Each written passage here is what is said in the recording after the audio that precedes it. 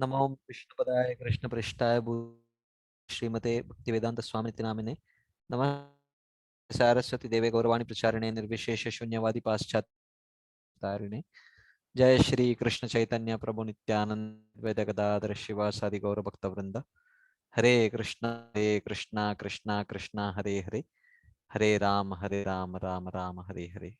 Just hold on for 1 second.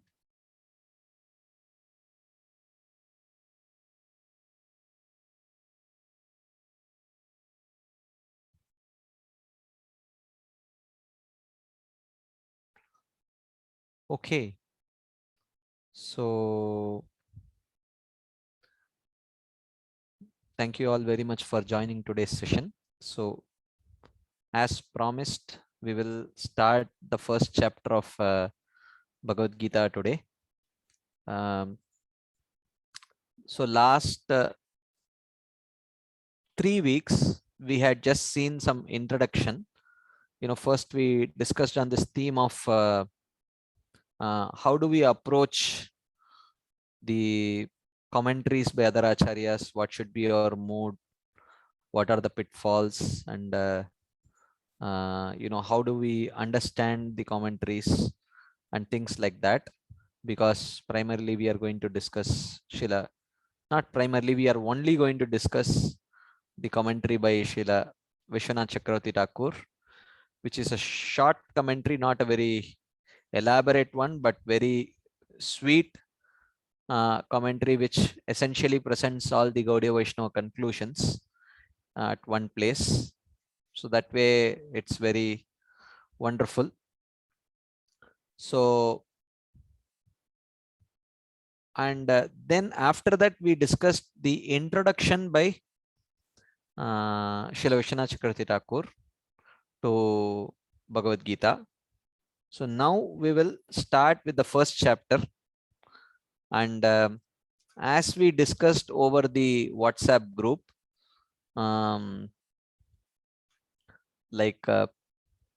we will strictly try to stick to purely Bhagavad Gita based discussions in the first 1 hour, and if there are any additional discussion points that someone might have, we will have it after 9 o'clock.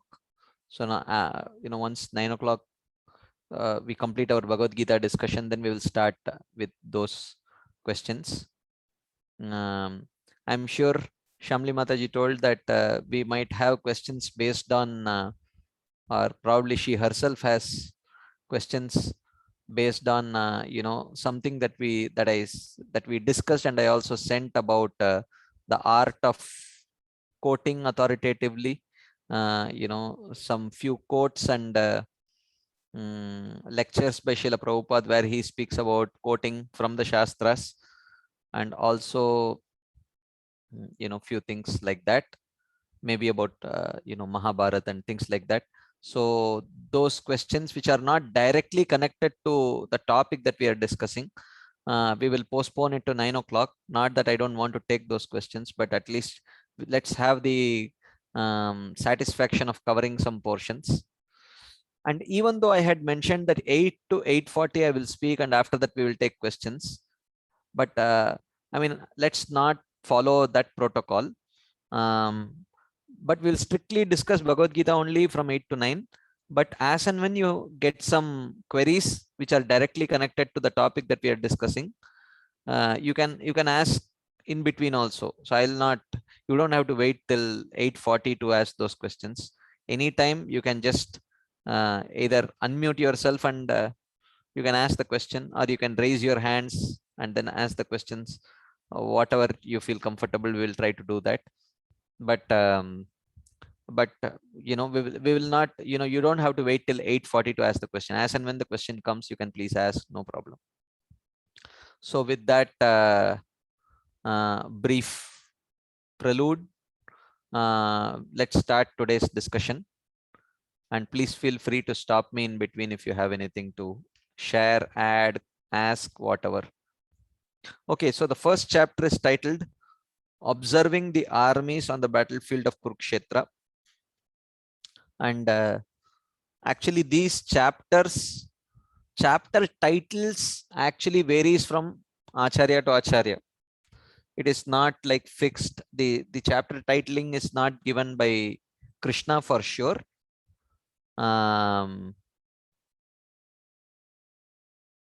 Parikshit Maharaj and Krishna. Sorry, I'm sorry. Okay, suddenly, there is a question that came in the chat box and I got totally distracted. Parikshit Maharaj and Pandavas, are they the same personalities in every Kalpa? Well, Pandavas for sure, yeah, they are Nityasiddha devotees. Yes, they are the same. Anyway, so anyway, let's continue. So these chapter titlings are given by the Acharyas only. It's not given by either Krishna or Vyasadeva who wrote it down. And even the chapter bifurcation is done by Vyasadeva. It is not done by Krishna. It's like one coherent conversation that is happening between Krishna and Arjuna. It's not that Krishna says that okay, till now I have spoken the 9th chapter. Now I will start the 10th chapter and speak. It's not like that. It's one coherent conversation that's happening between Arjuna and Krishna. But based on the change of themes, wherever the theme changes from one theme to another theme, Vyasadeva has bifurcated it into 18 chapters. But otherwise, we should understand that it's one coherent conversation. Krishna does not divide it into chapters like that. So the first chapter is titled Observing the Armies on the Battlefield of Kurukshetra, or Sainya Darshan, where Arjuna is just taking darshan of this thing, or it is also called as Arjuna Vishada Yoga, where Arjuna gets bewildered. So the first section is introduction section. So okay, there is another point in the chat box. You mentioned that this commentary is the only one that comes close to CC realizations. Is Prabhupada's Bhagavad Gita also the same? Yeah, very much, definitely. Prabhupada's all books are in line with the conclusions of Chaitanya Charitamrita. So yes, that is true. Okay, so famous verse. I'm sure all of you know this verse. As I told you, there could be many things which can be spoken about each one of these verses, because different acharyas have given elaborate commentaries, but we will strictly stick to only Vishwanath Chakravarti Thakur's commentary and keep moving. Okay, but if questions are there, we will take definitely. Okay, but we will stick. I'm not going to refer to multiple commentaries because that will delay the whole thing. Let's stick to one commentary and move ahead. And whatever is there, only that much we will discuss. But additional queries you have, we can discuss as long as you want. That's not a problem. Okay, let's start. Dhritarashtra uvacha dharmakshetre kurukshetre samavetayuyutsavah mamaka pandavaschaiva kimakurvata Sanjaya. So Dhritarashtra is addressing Sanjaya. Sanjaya, as you might know, was disciple of Vyasadeva, and he had the special mercy of Vyasadeva that he could actually see what was exactly happening in the battlefield of Kurukshetra. So sitting right next to Dhritarashtra, who was blind, he was narrating while he was watching what was happening in the battlefield of Kurukshetra. So he's addressing, oh Sanjaya, Kim Kim akurvata? Kim mamakaha pandavas chaiva akurvata? What did my men or my sons and the Pandavas do? Right? So this itself, you see, he had actually both were Kurus only. And Pandavas, if Kauravas were his sons, Pandavas were his nephews. So all belong to one family, but here itself, he was seeing differently. And whatever you think that manifests in your words, he says Mamaka, my people, and Pandavas, which means Pandavas were no longer belonging to him. He did not consider them as his own family. Samaveta, who had gathered, Yuyutsava. You see very clearly, this is a ridiculous question that actually, logically, if you see, it's a ridiculous question that Dhritarashtra is asking. He says Yuyutsava, they have assembled there to fight, and then he's asking King Makurvata, what did they do, or what are they doing, right? And then he says, where did they assemble? Kurukshetra, on the battlefield of Kurukshetra, which he understands, he knows very well, it's a Dharma Kshetra. It is a place of Dharma. So there is a very, very important reason why he is using this word Dharma Kshetra to address Kurukshetra. We will see that. Srila Vishwanath Chakravarti Thakur writes, of course, I'm not going to every time say this because we are going to see only his commentary. How did Arjuna become bewildered and fall into ignorance? The speaker of the Mahabharata, Vaishampayana, started explaining the topic to Janamejaya in the Bhishma Parva with the following words. So this Bhagavad Gita comes in the Bhishma Parva, which is one of the longest episodes of Bhagavad Gita. The speaker of Mahabharata is Vaishampayana. Of course, there are many versions of Mahabharata.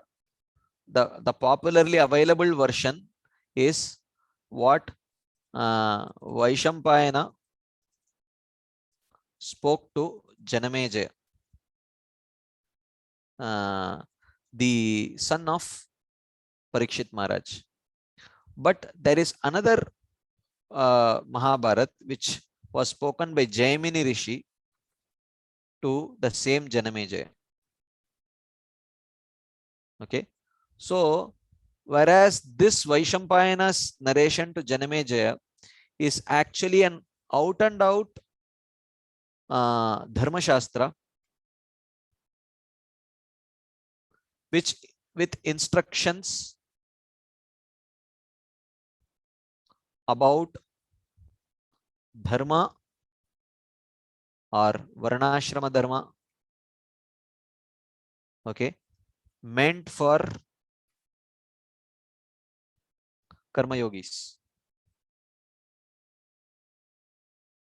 You will not see any explicit instructions for performing bhakti. There is not much. Actually, there is almost none, right? Because the nature of the book is different. It is meant for a different class of people, okay, who constitute almost, you can say, like 95% of the population, or even maybe even 99% of the population.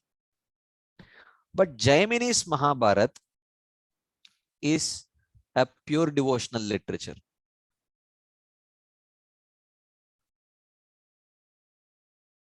Okay, just like Srimad Bhagavatam.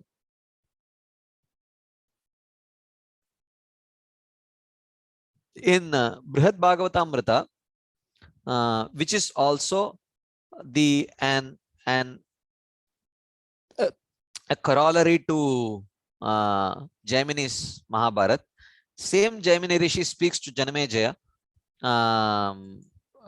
and there he describes, actually Janamejaya speaks to Jaimini and he says, look, actually I heard the same Mahabharata from Vaishampayana Rishi, but I was not at all happy with it, because it did not have any, I did not get any rasa out of it, because there was no description about worshipping the Supreme Personality of Godhead. But when I heard the Mahabharata from you, O Jaimini Rishi, it was so much filled with rasa of worshipping Krishna. And I am feeling so inspired. Naturally, Because see the pedigree of Janamejaya. He was the son of Parikshit Maharaj, none other than Parikshit Maharaj. So he was naturally inclined to practicing pure devotional service. So when he heard Jaimini's Mahabharata, he was so inspired that he requested Jaimini, is there some additional detail that you might want to share with me? And then he spoke the Brihad Bhagavatamrita, which is a conversation between Parikshit Maharaj and Uttara. Right. So, therefore, here the speaker of Mahabharata, Vaishampayana, started explaining the topic to Janamejaya in the Bhishma Parva with the following words. So Dhritarashtra said, please tell me what my sons headed by Duryodhana and the sons of Pandu headed by Yudhishthir were doing, having gathered together for fighting at Kurukshetra. You see, the very same line, he concludes, what did my sons and the sons of Pandu, what were they doing? Having gathered together for fighting at Kurukshetra. I mean, it's a ridiculous question. If they have gathered together to fight on the battlefield, what would they do? They would fight only. Huh? So Sanjaya might think, hey, but you yourself have said that they were desirous of fighting. So why are you asking what they did? Huh? So he says, oh, this place is a holy place. Kurukshetram Devayajanam says, Shatapatha Brahmana. It's a Vedic text. Kurukshetram Devayajanam. Kurukshetra is a place for worshipping the Lord. So he knew that the place has a very powerful spiritual potency. So he was thinking that the nature of that place may influence the result of the fratricidal war, right? As in the 18th chapter of Bhagavad Gita, there are mentioned 5 causes of success of an activity. Okay, whether an activity will be successful or not depends on 5 factors, and the very first factor is called as Adhishtanam. Adhishtanam can refer to 2 things. One is the body, and second is the place. So Adhishtanam can mean the body or the place. So in this case, he knew that the place can have an effect. Just like, if you are if someone is playing sports, right, then definitely you always have the home field advantage, right? So similarly here, the place has a very strong dharmic this thing. So he was thinking that Dhritarashtra was thinking that maybe it might influence the result of the activity, result of the war. And the second is Tata Karta. So Karta here means Upadhi, right?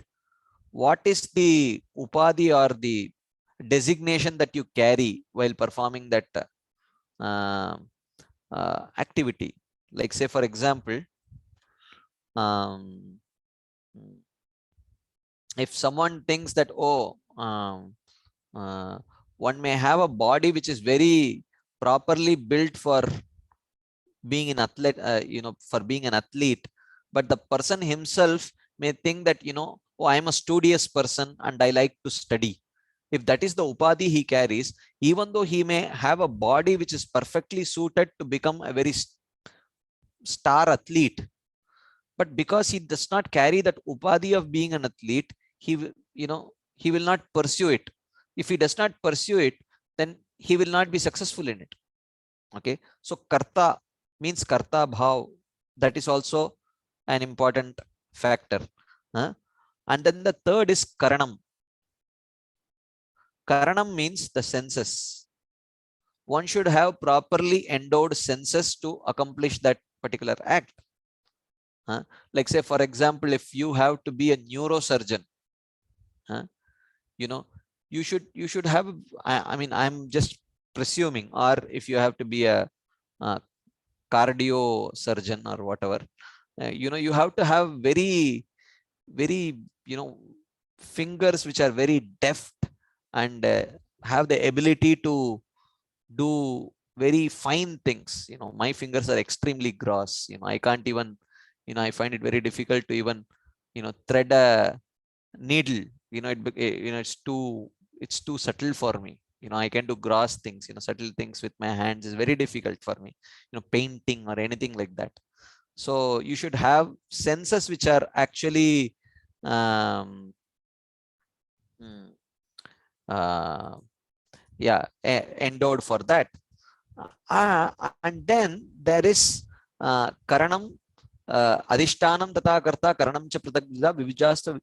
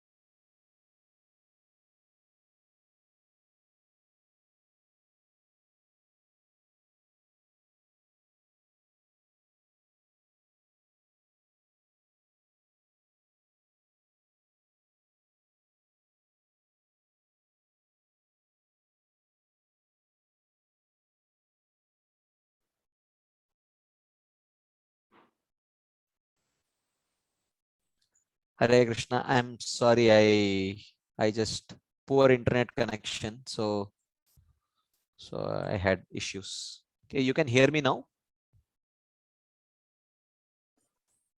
Yes, Prabhuji. Yeah, I think I'll switch off my video also. I think it might be better. Okay, so so the fourth is endeavor, vividascha pratak cheshta, and then the fifth item which acts as the cause of success is daivam.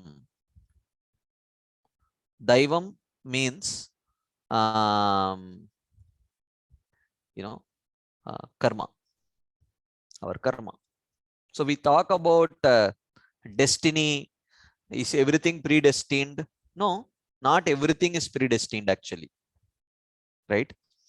So daivam is just one of the 5 factors which can contribute to the success. Uh, but uh, but the final success of the activity is a weighted mean. You know, weighted mean means, let's say, you know, for a particular activity, let's say if karma's role is, you know, 10 units, endeavor's role is 5 units, the census role is 5 units, the upadhi is 10 units, okay, and adhishtanam is, let's say, 10 units, okay. So then so depending on how much you are you know, it is like, so the final success will be like 10x plus 10y plus 5z plus 5a plus 10b divided by 40, like that, you know, whatever it may be. I'm just telling. So it's just like a weighted mean. So not everything depends on karma, not everything depends on your endeavor also. So there could be particular activities which are heavily dependent on karma, very solidly predestined, and there could be some activities which may be very very little karmic influence, but solidly dependent on endeavor. But whatever it may be, anyway, this is not the purpose of our discussion. The purpose of our discussion is that there are 5 causes of success of an activity, and one of which is actually adhishtanam, which can mean either body or place, and Dhritarashtra was aware of it. So therefore he had an issue with the choice of the this battle also, battlefield, that he had a problem with the choice of the battlefield.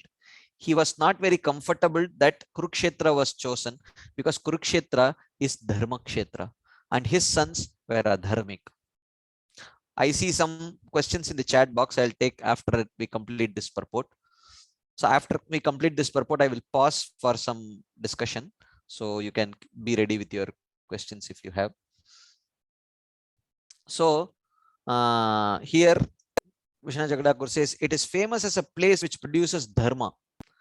Due to association with this great place, the evil Duryodhana and company may give up their anger and take to the path of dharma. Okay. This is what Duryodhana, Dhritarashtra wants Sanjaya to believe.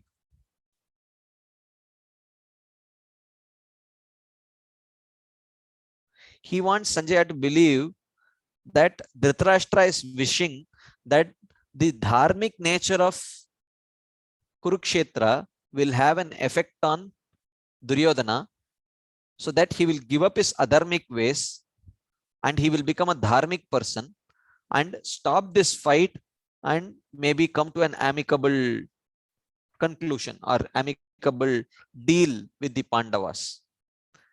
So this is what, because he wanted to, he wanted Sanjaya to think good about about himself. Dhritarashtra spoke in this way, and he thought that Sanjaya would should take it this way. But in reality, Dhritarashtra was feeling that no, this should not happen.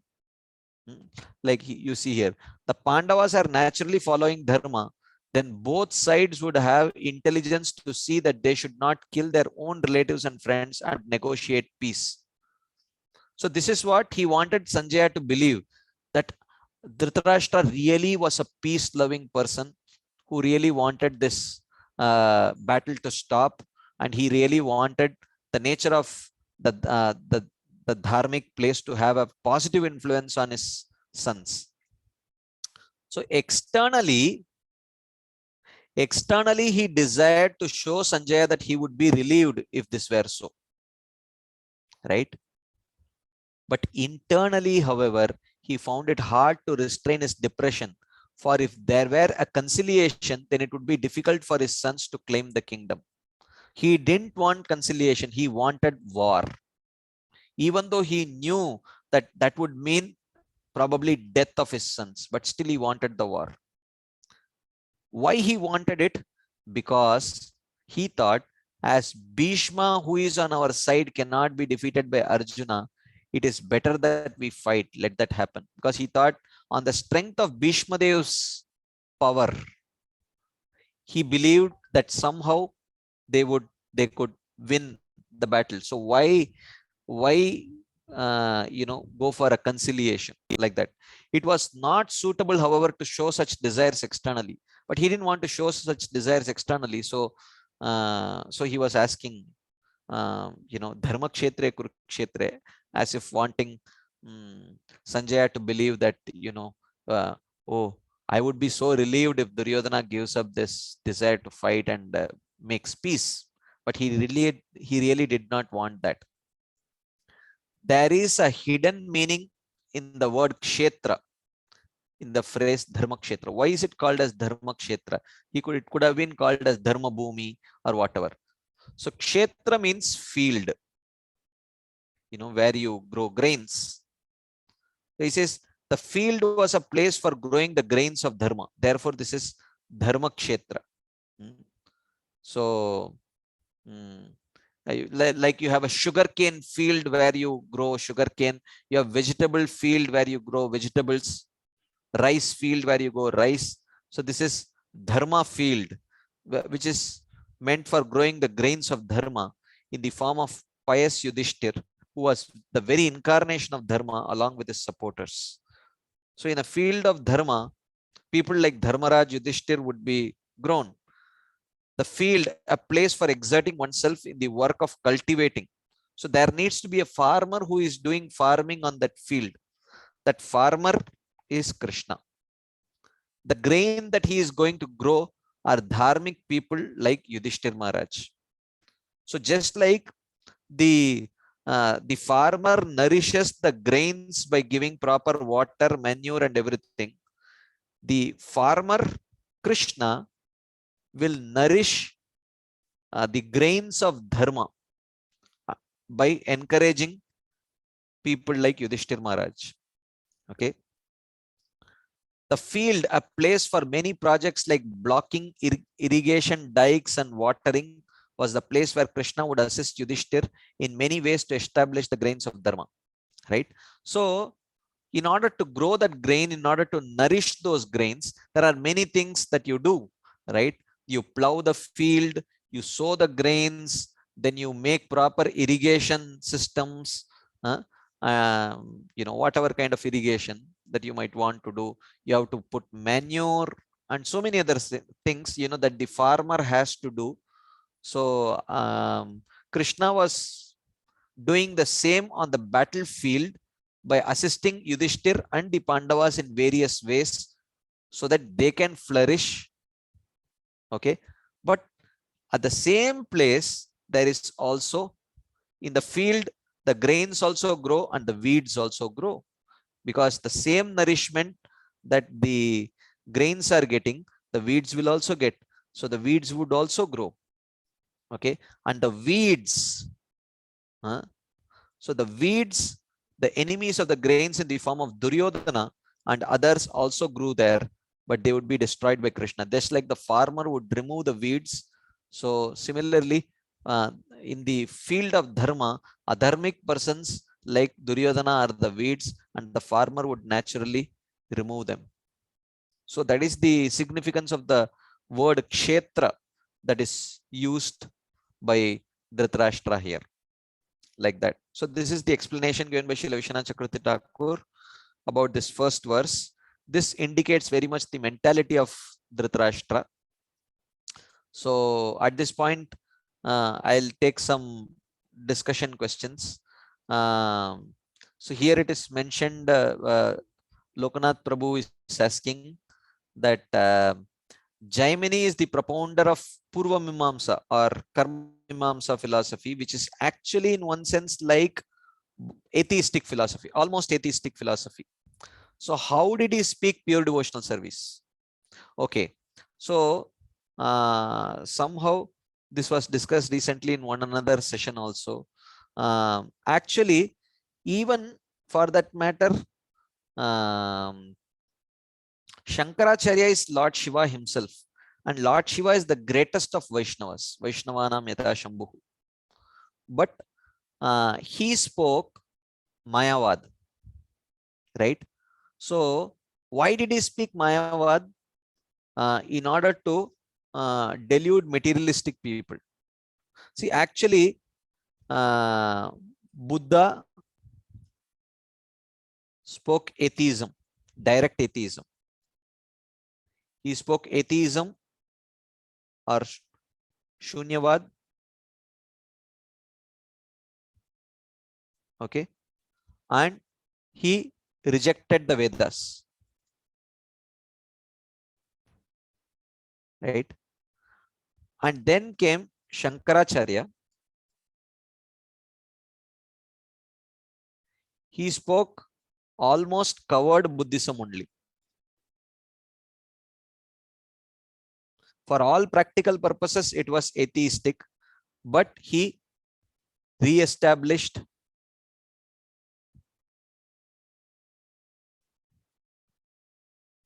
the Vedas. Okay. And then came Ramanujacharya. then came Madhvacharya,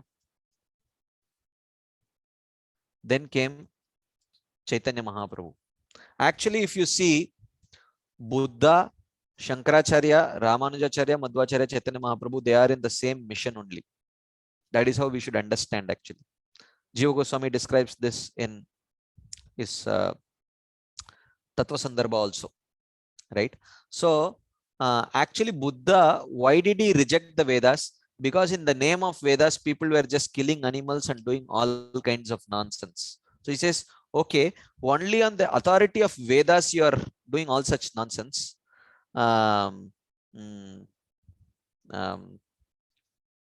So I will reject the Vedas. So in that way, he rejects the Vedas and he presents the philosophy of Shunyavad, which is almost like atheism. Okay. Then Shankaracharya came and he presented Mayavad, which is almost like Shunyavad only. So therefore, from a philosophical point of view, the Buddhists will not have serious difficulties accepting the philosophy of Mayavad because it's almost same as Buddhism, Shunyavad. Prachannam Bauddham, it's covered Buddhism only. But he said, look, this philosophy which you believe, this is given in the Vedas only. Of course, this is not given in Vedas, but if you take twisted meaning of the Vedas, then you can, you will get, Mayavad. So what did Shankaracharya do? He did not change the philosophy much, but he re-established the Vedas, which Buddha had rejected. Then Ramanujacharya came and he added Vishishta before Advaita.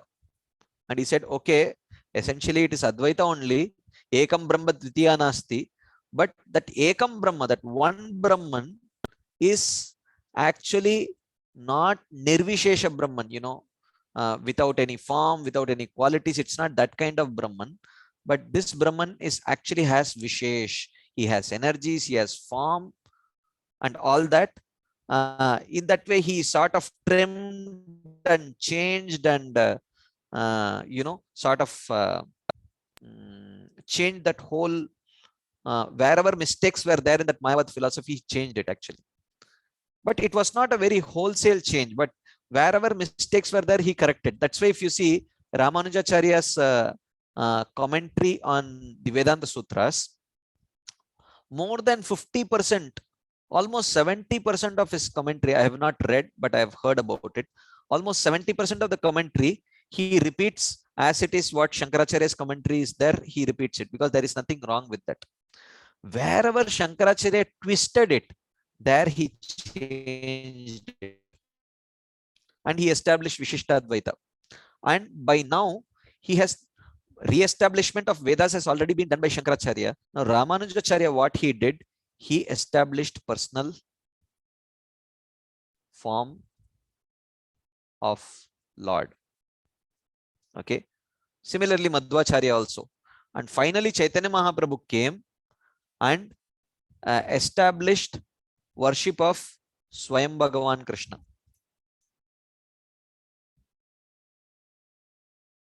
Who is the reservoir of all rasas. Akhila Rasamrita Murti.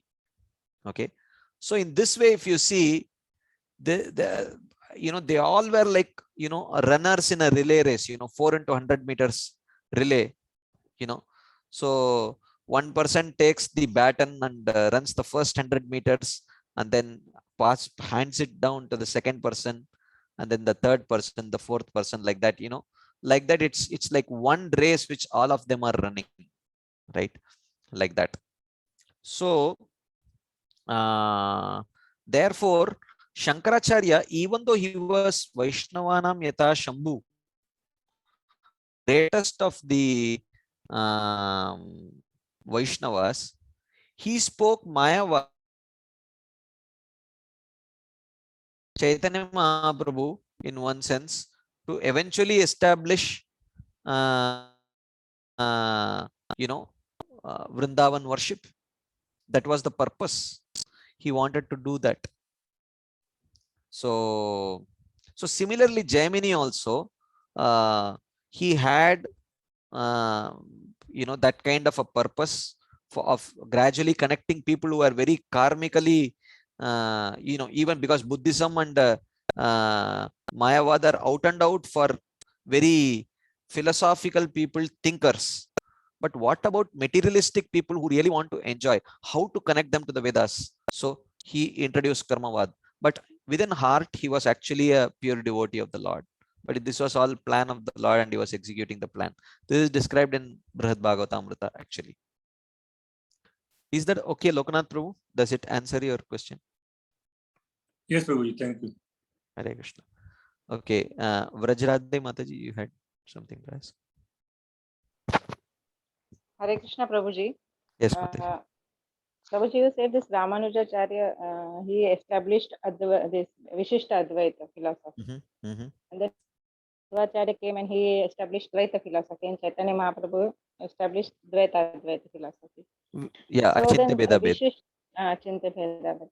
This Ramanujacharya, Vishishta Advaita. Advaita means the living entity and Supreme Lord are at the same level, right? No. That is how they, the Mayavadis say that, Advaita means there is no second entity. Yes. The Both only are Brahman is there, nothing else is there. Ramanujacharya said, you are right. Only Brahman is there, there is nothing else. But that Brahman, he says, is not Nirvishesha Brahman, he is Savishesha Brahman. That Brahman has qualities, okay, energies. One is the Antaranga Shakti, then there is Bahiranga Shakti, then there is Tatastha Shakti, right? So through the Antaranga Shakti, the spiritual world is manifest, the spiritual forms are manifest, everything spiritual is manifest. Through the Bahiranga Shakti, the material universe is manifest, right? And through the Tatastha Shakti, the Jivas, they are manifest. So in this way, so that Brahman who possesses this Antaranga Shakti and the manifestations of Antaranga Shakti in the form of the spiritual world, and the Bahiranga Shakti and the manifestations of Bahiranga Shakti in the form of the material world, and the Tatastha Shakti and the manifestation of the Tatastha Shakti in the form of the Jivas. So all put together, Ekam Brahma Dvitiya Nasti.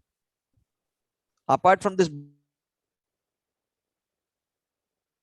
exists, because that Brahman along with his energies practically covers the spiritual world, material world, and all the Jivas. That's all. So this is in one sense like Ramanujacharya's philosophy was very, almost like complete philosophy, like that. Means existence of living entities he has also established, Ramanujacharya, by Yeah. establishing Bahiranga Shakti. Yeah.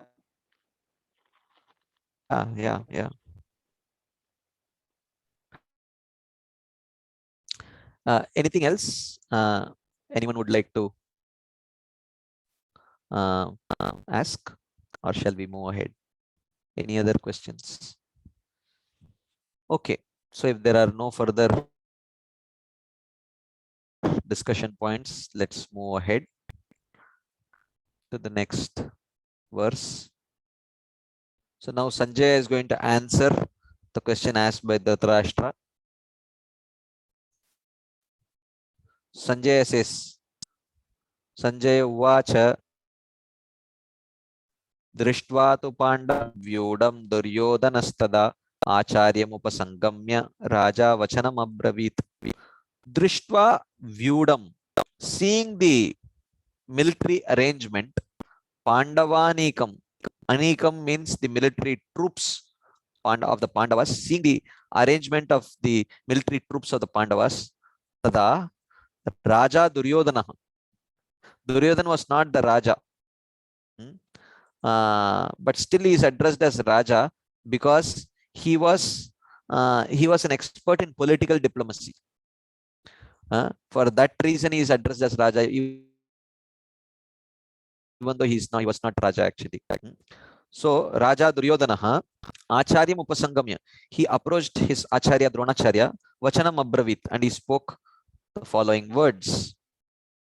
There is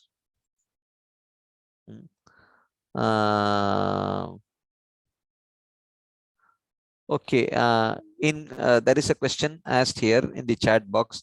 In current day and age, does holy places determine success? These days, wars happen mostly in holy cities. Well, they do, but how they do, how much they contribute, it is beyond our scope to actually understand. But definitely they do, because Bhagavad Gita says, Adhishtanam tata karta karanam cha pratak vida. So if it was not, if it was just a time-bound thing, then Bhagavad Gita would not speak about it. So definitely the nature of the place, the holy or unholy nature of the place, or any other material quality that place may have, definitely influences the result. Okay, another question: is Mahabharat predestined? Are Duryodhana, Dhritarashtra all Nitya Siddhas? No. Or were they just acting? No. And did all the people who die in the Kurukshetra battlefield went to spiritual world? Well, yeah. I mean, not really. Whoever took darshan of Krishna and were killed by the arrows of Arjuna, they all went to the spiritual world. Yeah. Those were killed by Arjuna's arrows, which purified them. And when they saw the face of Krishna and left, Yam iha niriksha hatagata swarupam. This is mentioned in Srimad Bhagavatam. Bhishmadev says, Yam iha niriksha hatagata swarupam. Whoever took darshan of the face of Krishna and left their body, they attained liberation. That is mentioned. So not everyone attained. That's not mentioned. I don't think so. Okay. So Duryodhana is going to speak now to Dronacharya. He says, Pashyaitam Panduputranam Acharya Mahatim Chamum Vyudam Drupada Putrena Tava Sishyena Dhimata. So he says, O Acharya, Pashya etam mahatim chamum. Can you see this great army, Panduputranam, belonging to the Pandavas? Vyudam, which is so beautifully arranged for battle. It's battle ready now. And you know who has arranged it? Tava dhimata shishyena. By your intelligent disciple. Who is that? Drupada Putrena, the son of Drupada. So Drupada and Dronacharya, as you might know, had they were enemies actually. They were originally friends when both of them went to the same guru's Gurukul, but later when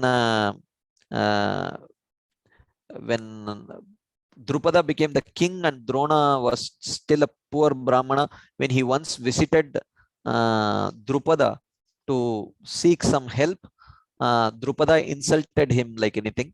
So from that day on, Drona wanted to take a revenge.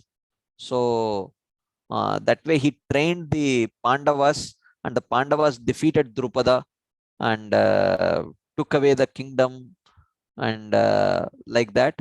And Drupada was so insulted that he performed austerities to beget a son who would kill Drona. And knowing that Drona would, being such a true Brahmana, even though he knows that Drishtadyumna, who is the son of Drupada, was born to kill Drona, but still, when requested, would not deny to teach him the military science. And because Drona was the best teacher, Drupada sent him to Drona only, knowing fully well that Drona would not reject. So he, Drupada, Drishtadyumna comes, learns that military science from Dronacharya only, and now he has become the commander-in-chief of the Pandava army. So, so he says, can you see? Tava dhimata sishyena, your intelligent disciple Drishtadyumna has arranged the military phalanx, indicating that he is so intelligent, and you are so unintelligent that knowing that he has taken birth to kill you, you still didn't have the intelligence to decline to teach him. This is what Duryodhana is indicating. And now he is telling, look, whatever is between you and Drupada, that's none of my business. But what you did is going to cause the war for me. This is what he is indirectly indicating here, right? So, understanding that Dhritarashtra wanted war, Sanjaya then spoke to make him aware that there would be war, but that the results would be the opposite of the fulfillment of his desires. He wanted to indicate that, yes, don't worry, war will be there. But you are so confident about the victory of your sons because Bhishma Dev is there on your side, but this is not going to happen. That's what he's indicating, right? Pashyetam Panduputranam Acharya Mahatim Chamum Vyudam Drupada Putrena Tava Sishyena Dhimata. Duryodhana, seeing the arrangement of troops being prepared by the Pandavas, then speaks, revealing his inner fear in 9 verses, starting from the 3rd verse. So starting from the 3rd verse till the 11th verse, he is going to show his inner fear. So he is criticizing Dronacharya. He says, he tells him that he is very foolish because Drishtadyumna, the son of Drupada, was arranging the troops of the enemy. That person was Drona's student, having been taught by him, even knowing that he was born to kill him. So therefore he is telling, look, आपका शिष्य है, पर आपसे भी उनको दिमाग अच्छा है. He has learned from you and he has come to kill you only. And knowing that you taught him, like that. So he says, Drishtadyumna is very intelligent because he has gained the knowledge of how to kill you from yourself, his enemy. See what will finally result from this greatly intelligent act in the future. You have done such an intelligent thing of teaching military science to your own nemesis who is going to kill you. So what is going to happen to me now because of that? Like that he is indicating. Okay. Then, okay, there is some. Okay, there is a question in the chat box. What was the reason that he rejected teaching Ekalavya? Because Ekalavya did not have qualities of a Kshatriya. Ekalavya was not a Kshatriya, whereas Drishtadyumna was definitely a Kshatriya. So a Brahmana, when he sees lack of qualification in a person to learn a particular science, he should not teach. Whereas in the case of Drishtadyumna, he definitely was a qualified Kshatriya, whereas Ekalavya was not. So therefore he refused to teach him. So then he continues. Atra Shura Maheshwasa Bhimarjuna Samayudi Yuyudano Viratascha Drupadascha Maharatah. So he says, do you see Atra Shura, such heroic persons, Maha Ishu Vasa. Ishu means bow. Ishuvasa means who are very skillful in archery, right? Bhimarjuna Samayudi, who are equal to Bhima and Arjuna in battle. Okay, actually Bhima was not known to be a very great archer.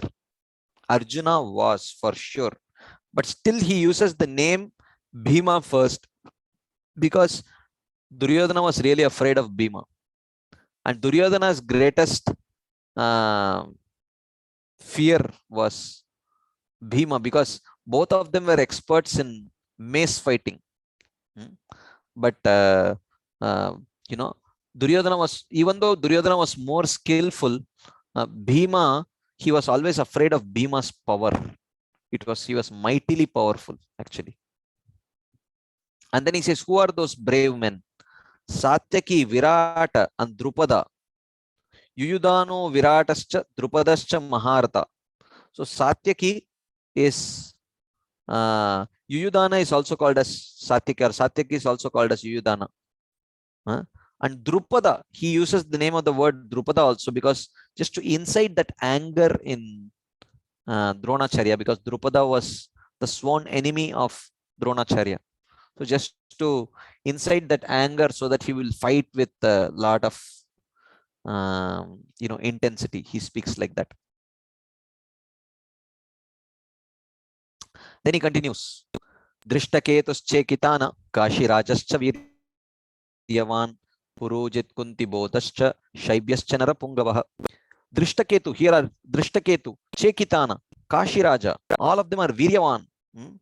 They are very valorous, very heroic. Purujit, Kuntiboja, Shaibya, Narapungava, they are the best of men. They can fight very well. So they all are there.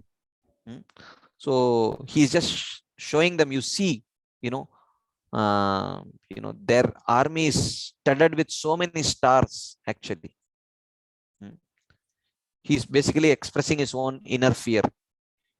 Yudamanyuscha Vikranta Uttamaujascha Viryavan Saubhadro Draupadeyascha Sarva Eva Maharataha. There is Yudamanyu, who is Vikranta, very valorous. Uttamaujascha Viryavan, and Uttamauja is also very valiant.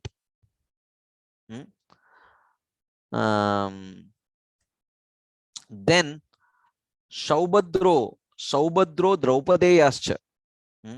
Saubhadra is the son of Shubhadra, which was Abhimanyu, and Draupadeyaha, plural, which means there were 5 sons of Draupadi, one each by Yudhishthir, Bhima, Arjuna, Nakula, and Sahadev. All of them are Maharathas, he says. All of them are Maharathas. Okay. So he says the leaders of their troops having great bows will be impossible to cut down. So that is why he's telling, this is the suggestion of mentioning the bows. They are so powerful.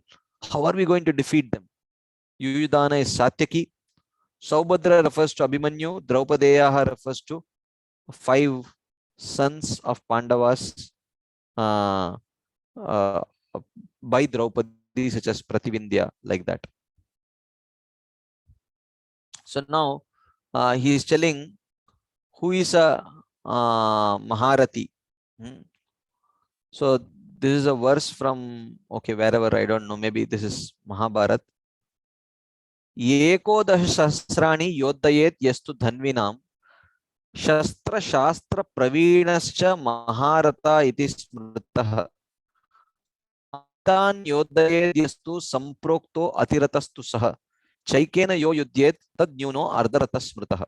He says a Maharata is one man who can fight alone with 10,000 archers and who is expert in both weapons and scriptures. Shastra Shastra Pravinaha. This is Maharata. Amitan Yodhayed Yastu Atiratah Samproktaha. So one who can fight with 10,000 archers is a Maharata. And Atirata is one who can fight with unlimited troops, or another understanding is 60,000 archers. This is Atirata. Okay. Ratischa Ekena Yo Yudyet. But a Rata is one who can fight with one opponent.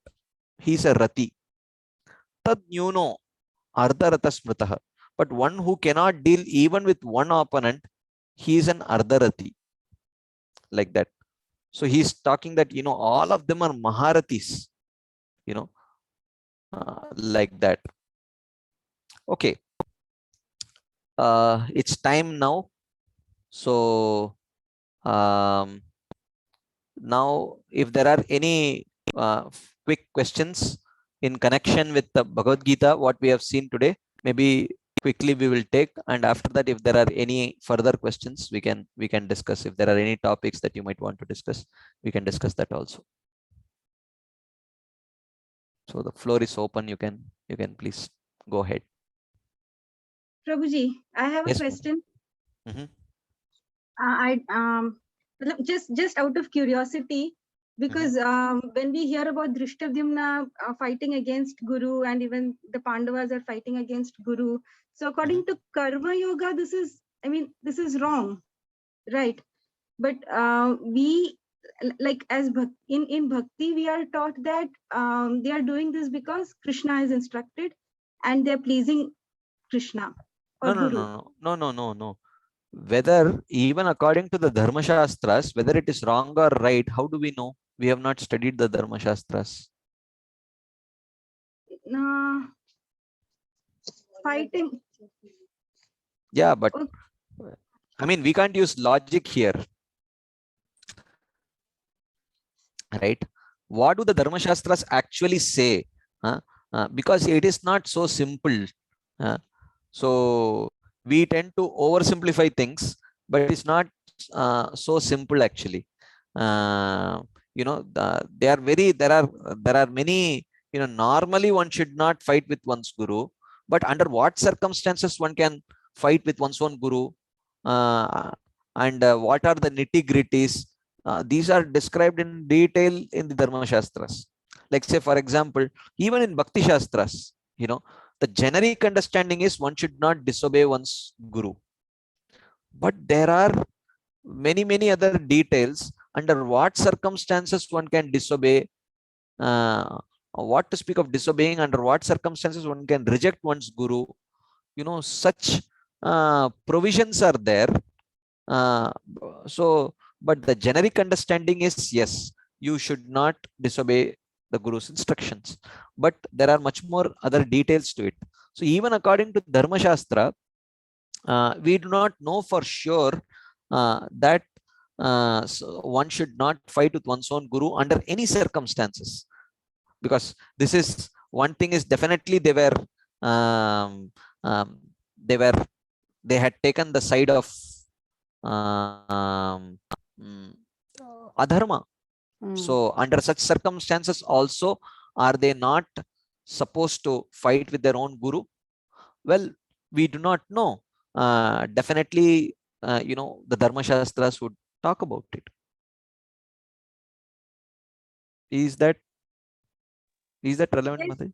Yes, Prabhuji, thank you. Because I just wanted to know what is the explanation that the Karma Yogis or the others would be giving. That is just. Prabhuji, if it is possible, Vishwanath, my son Vishwanath, he has something from the Mahabharata that he wants to ask you. Is it okay? Yeah. I mean, if there is anything immediately connected to Lokanath Prabhu has also unmuted. Maybe for a second, Okay. we will see if he has something to something to ask. Lokanath Prabhu, you wanted to ask something? Prabhuji, this is a general question outside this discussion. Just about, Okay. you mentioned incarnation, so this is a lengthy question, so you can take Vishwanath's question. Yeah. Okay, Prabhu. Yeah. Okay. Yeah, Vishwanath, this you is want to? something. Vishwanath has something about this Maharatha, Atiratha kind. Prabhuji, where did you get this Maharatha wala source? Like, This one? where is this shloka? Oh, this shloka shloka? from where? Oh, this probably is from Mahabharata, but I can find the source and let you know. Okay. ठीक है. No, because you say because he has this Mahabharata open. Like, I just wanted to check ये archers है कि warriors है, क्योंकि महाभारत वाला इसमें warriors था. Sorry. Maybe. Yeah. Let me see. Here it says Dhanvinam. Dhanvinam means archers actually. Okay, sorry. I thought he had he's got the Mahabharata of Krishna Dharma Prabhu open over here. So I thought that's why. Chalega Prabhuji, no wonder. Okay. Loknath. Yeah. Prabhuji, this is regarding incarnations. So, it is mentioned about Chaitanya Mahaprabhu that he had an internal reason of incarnation. To me, it appears that whatever reasons mentioned about incarnations are actually external, and probably there was an internal reason. Like if we say Lord Buddha came to stop violence, then the violence which is there at present is unprecedented, and actually majority of animals that are being killed actually cows. That time no one was killing cows. Similarly, if we say that this thing Lord Parshuram came to kill the this thing Kshatriyas who were deviated. So now the type of ruler which are there, this is there is no match. Similarly, if we say that Lord Krishna came to establish dharma, he wanted to remove adharma and establish dharma. Then actually we see that at the time of Mahabharata, every warrior used to do their sandhyas. That was at the level that was there. And then Yudhishthira Maharaj probably ruled for around 37 years or so. And then he left, and then Parikshit Maharaj came. He was also stopping Kali, so he was also removed. And then the kings that they are coming, they are of no this thing. So to me, it appears that probably there was a plan to bring Kali, and because the kings that were there, if they would have continued ruling, then Kali would have taken a long time, because they were following all those whatever karma they were following. So probably Well, there was a design by them, and even like Lord Buddha, probably his main purpose was there to philosophically remove the Sanatan Dharma. And of course, then if we see history, like he caused the philosophical damage to the this thing Vedic system. Then this thing came, Buddhism, Jainism caused. Then Muslims came. They caused what you call is physical damage. They physically damage the this thing temples and scriptures and all those things. Then the Britishers came. They caused psychological damage. Now people still have this inferiority complex, and that they are superior and we are inferior and all those things. It to me it appears that probably it was a plan to just bring because of Kali had come. Of course, then Chaitanya Mahaprabhu and all they were preaching this thing Bhakti Yoga, because that also has to flourish. But generally it should spread. That is what I feel. But have some acharyas mentioned this thing, or someone has said this? What you know? well, the acharyas must have definitely mentioned about particular incarnations, additional reasons for their appearance also. But the most important reason why the incarnations come every once in a while is to, is to actually give pleasure to the devotees, because when they appear, then the devotees can take darshan of the form of the Lord. They can participate. Then they have positive memories to remember of the Lord. They can meditate on that and then perfect their life. So therefore, the main reason why the Lord appears, because to destroy adharma and all that, he can do it without having to come himself. But the main reason why the Supreme Lord appears in various incarnations is to give pleasure to his devotees who can worship him. That is the main reason. So to destroy all this, as you mentioned, these various other kinds of adharmic things, he could do it in many other ways also. He does not have to personally come for that. But there were certain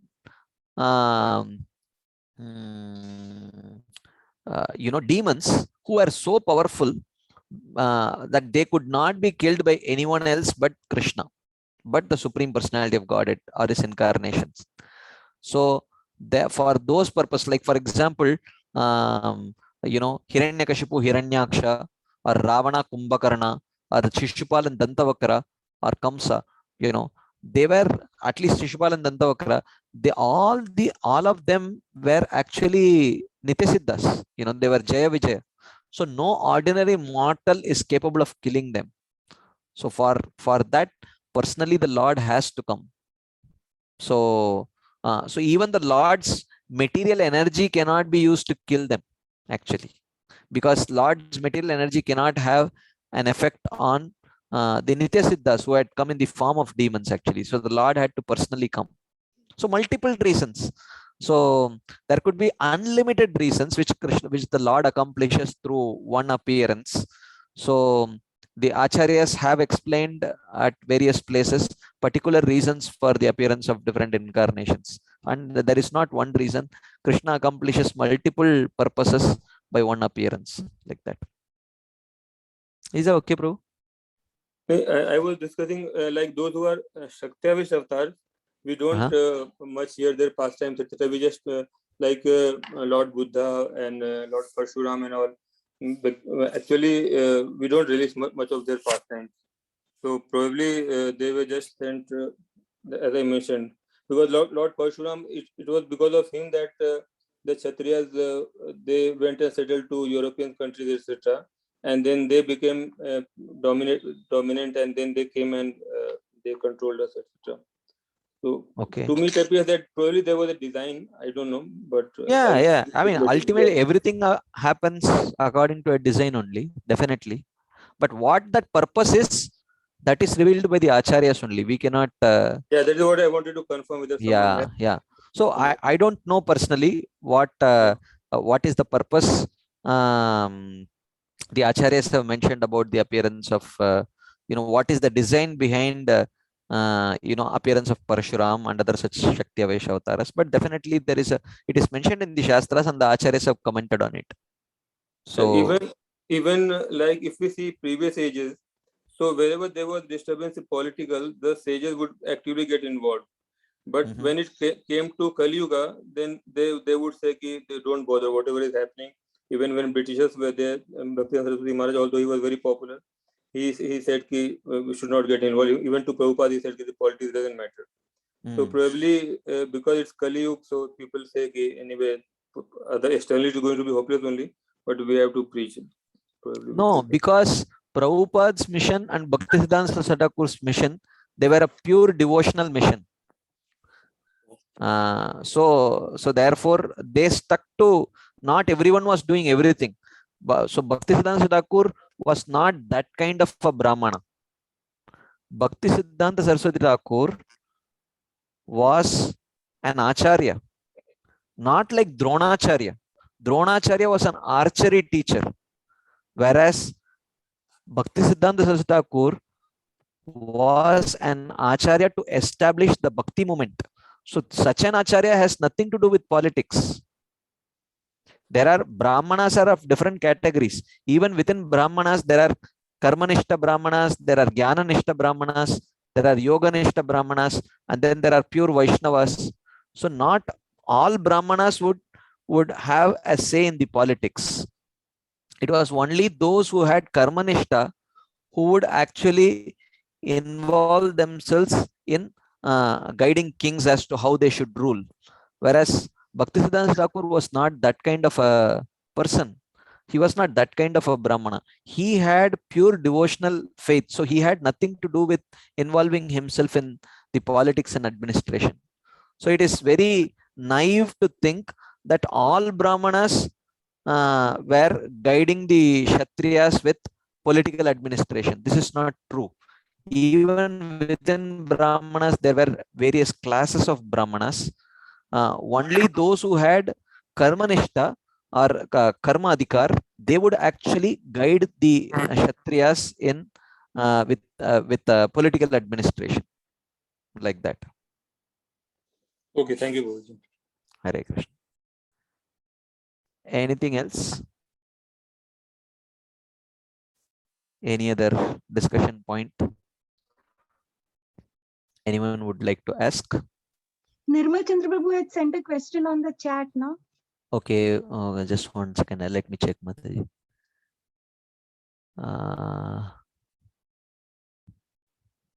Okay, which is the question?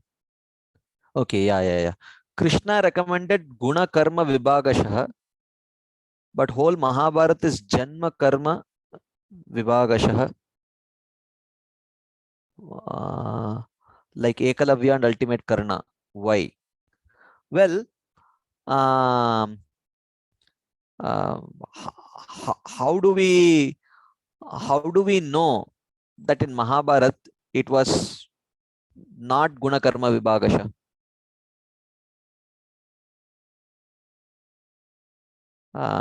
Actually, we think that Dronacharya would have taken an opinion or a decision to not teach Ekalavya based on his birth. But I don't know. I don't think he would have taken a decision that way. He must have definitely, being a qualified Brahmana, he would have ways and means of actually understanding the actual qualification of Ekalavya also. I think Ekalavya, there is a episode, I don't know, I have not studied Mahabharat, but here and there, whatever little I have heard from others, you know, just to show his archery talent, you know, he shot so many arrows and closed the mouth of a barking dog or something like that.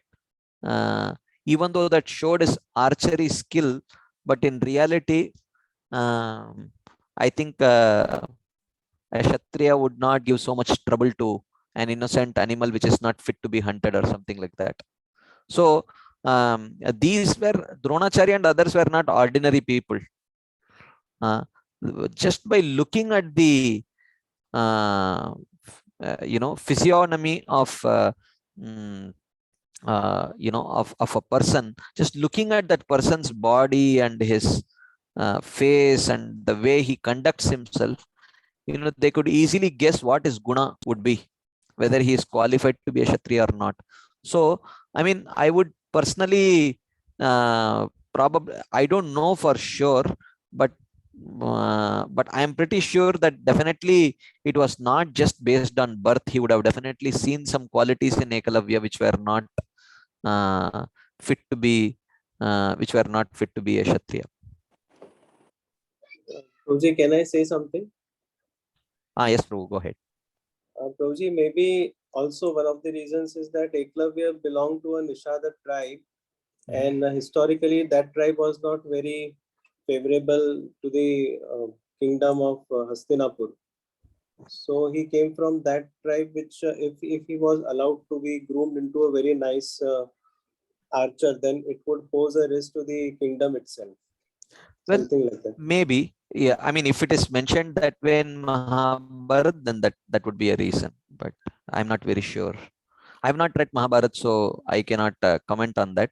But I can comment on the principle that he has mentioned here, that Krishna has created the Varnashram based on guna and karma. But how is it that in the case of people like Ekalavya and Karma, it is Janma Karma Vibhagasha? Well, I don't really think so in one sense, even though they may speak in that way, a Sutaputra, things like that.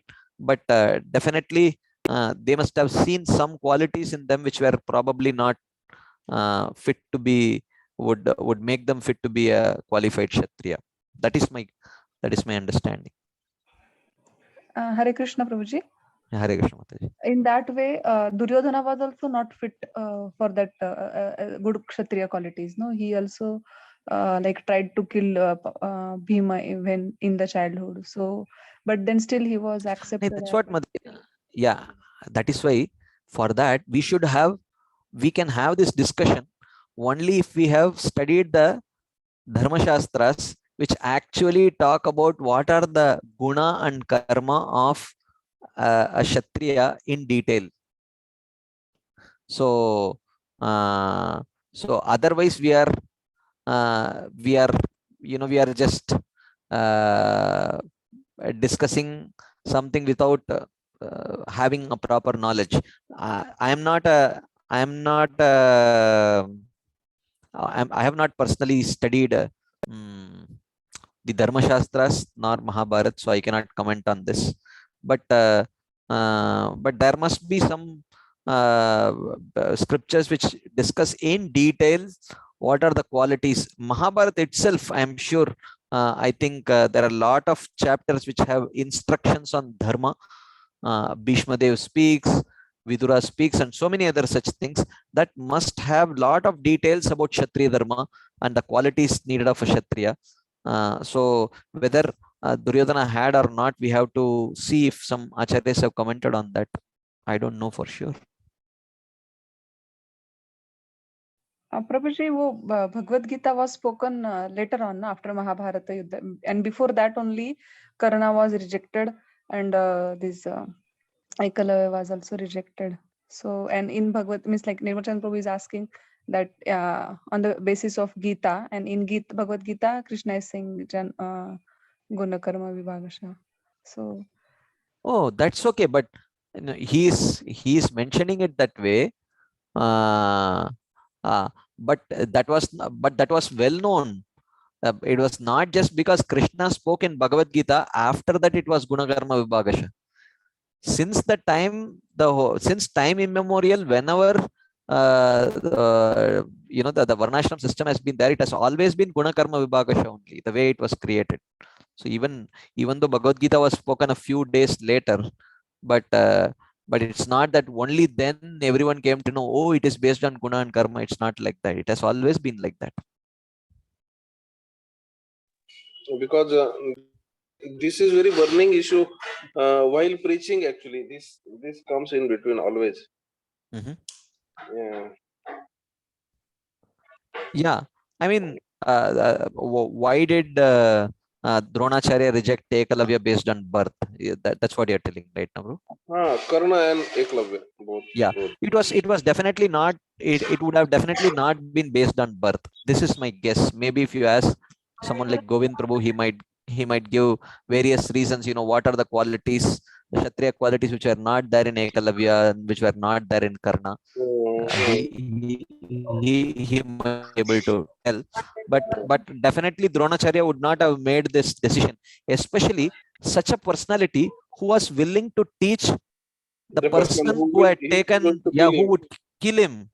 Why would he not teach Ekalavya? Ekalavya had not taken birth to kill him, but definitely as a Brahmana, he would have seen that these two personalities did not have Kshatriya qualities. For that purpose, he did not teach them.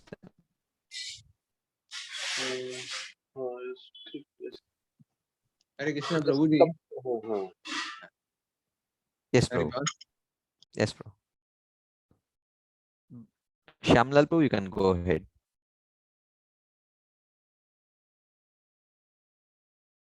Hari Bol, Shyamlal bro.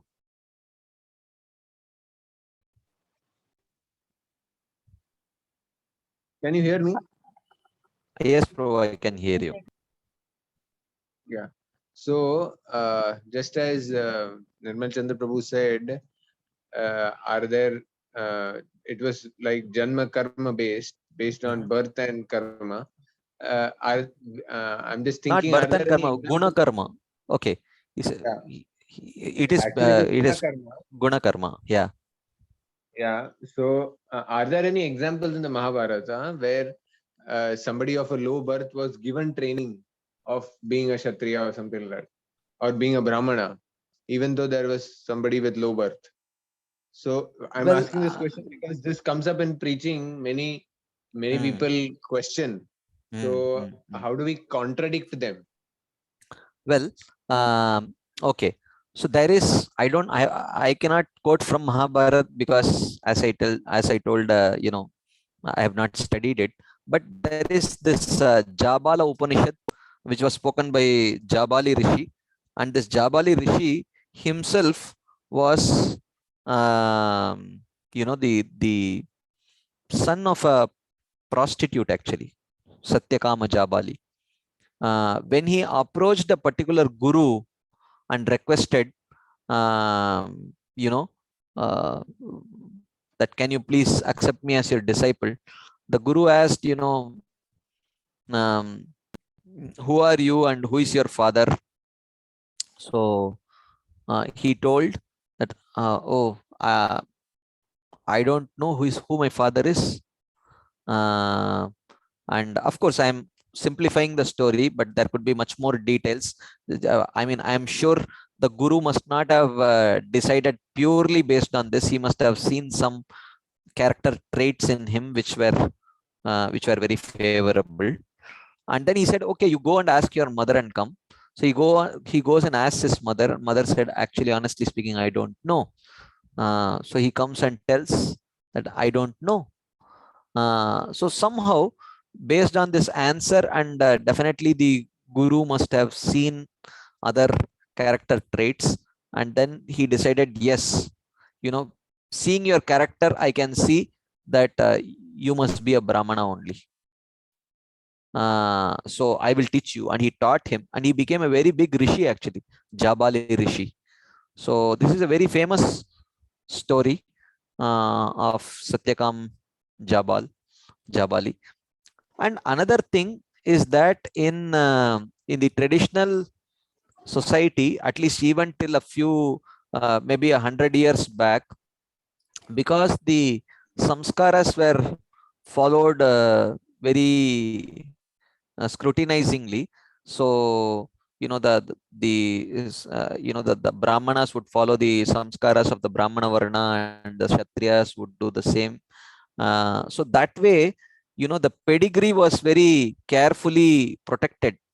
Very rarely someone who is born in a brahmana family would not get the kind of samskaras, and or sometimes due to bad association or whatever, they may develop qualities which are contrary to their varnas, and they become varna sankara. But in general, because for the marriage ceremony and everything, the appropriate brides or grooms were chosen according to their particular varna, and subsequently particular samskaras were performed. So somehow the purity of that varna was generally maintained.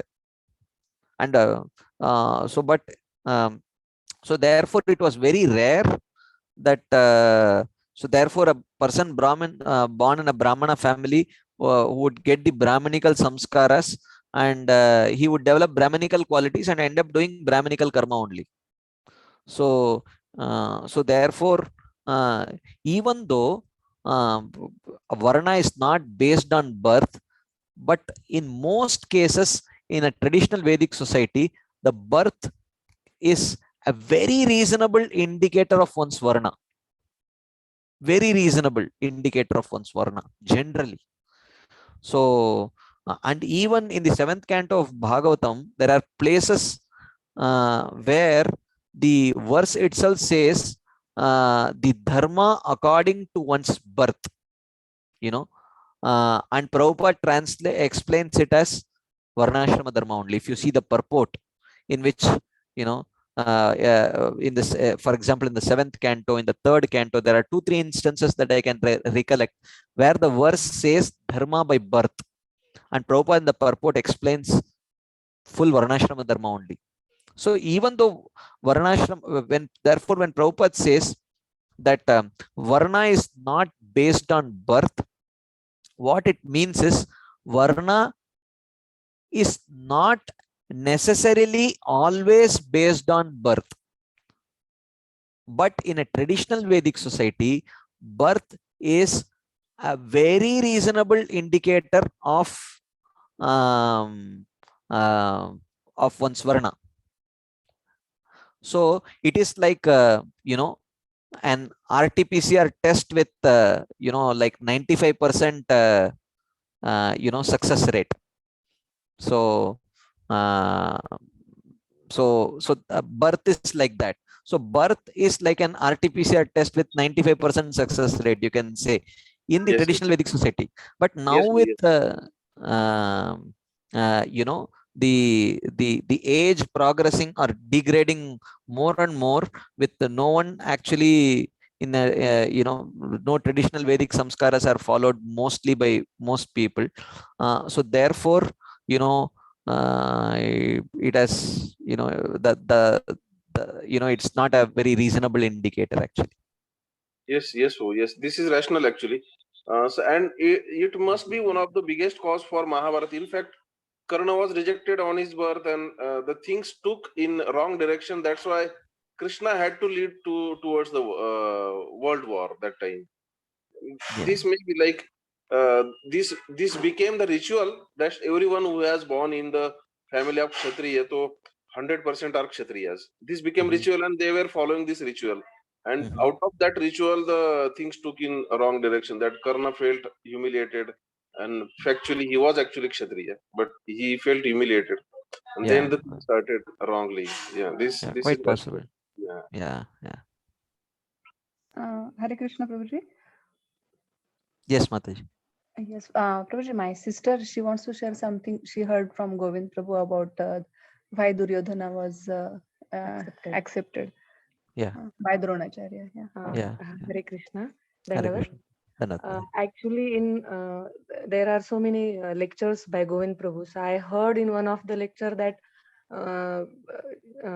this Dronacharya, Guru Dronacharya, he was in that state of mind at that particular time that Kripi, she was asking for money. Like you should go and you should take shelter of someone, and you can bring money and you can feed Ashwathama milk. So that was the condition, and he was just recently rejected by his own best friend Drupad. So he Drupada, came. yeah. Yes. So he came on the way then because of Bhishma, because he knew this is Kuru dynasty, and because of Bhishma he has to accept all the Rajkumaras. So might be he might be knowing about Duryodhana's birth inside, but that was his condition. And about Ekalavya, he could understand that his intentions were not good for Kuru dynasty, and already he was eating salt of Kuru dynasty. So that was his dharma, to protect Kuru dynasty from their enemies.